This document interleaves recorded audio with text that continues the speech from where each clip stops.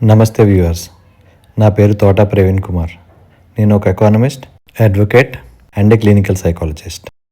ఇవాళ విడుదలైన యూనియన్ బడ్జెట్ని విశ్లేషిస్తే మనకి 5 ముఖ్య కీలక నిర్ణయాలు కనిపిస్తాయి.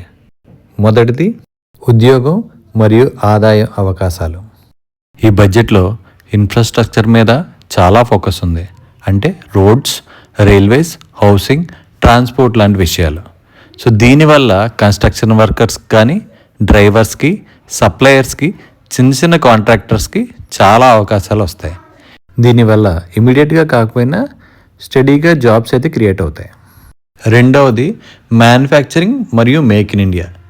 దేశంలో మ్యానుఫ్యాక్చరింగ్ పెంచడం అంటే యువతకి పర్మనెంట్ జాబ్స్, స్కిల్ బేస్డ్ ఉద్యోగ అవకాశాలు వస్తాయి.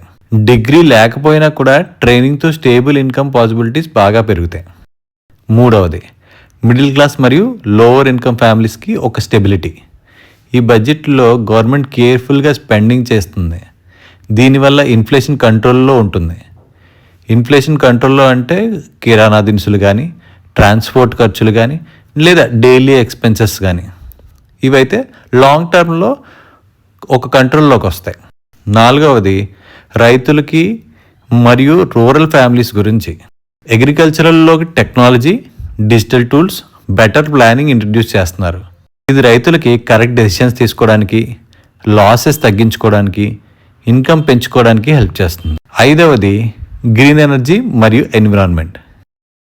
క్లీన్ ఎనర్జీ ఇన్వెస్ట్మెంట్ అంటే మంచి ఆరోగ్యం, ఫ్యూచర్లో ఫ్యూయల్ మీద డిపెండెన్సీ తగ్గడం మరియు కొత్త జాబ్స్ క్రియేట్ అవ్వడం.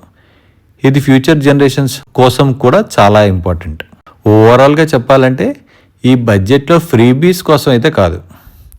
ఇది స్ట్రాంగ్ ఎకానమీ బిల్డ్ చేయడానికి, జాబ్స్ క్రియేట్ చేయడానికి మరియు లాంగ్ టర్మ్ గ్రోత్ కోసం డిజైన్ చేసిన బడ్జెట్.